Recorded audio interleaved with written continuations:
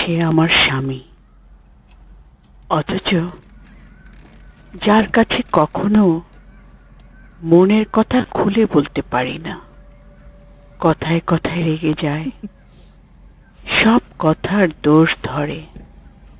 কিছু বলতে গেলে ভেবেচিন্তে বলা লাগে। তাহলে সে কি করে আমার মনের মানুষ হয়?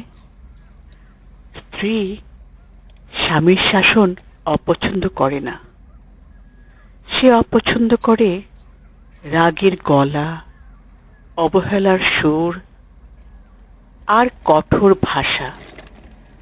কারণ একজন নারী আদেশে নয়, ভালোবাসায় বাধা পড়ে।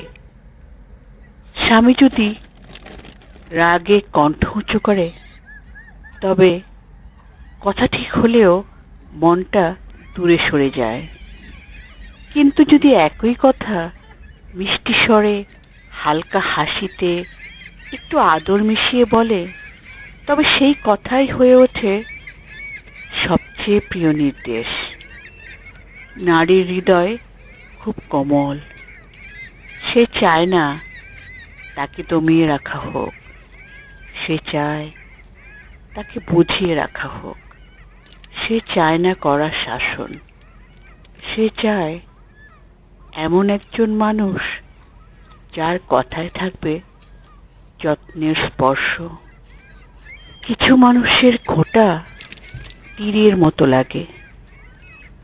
হাসি মুখে বলা কথাগুলোও কখনো বুক ভেঙে দেয়।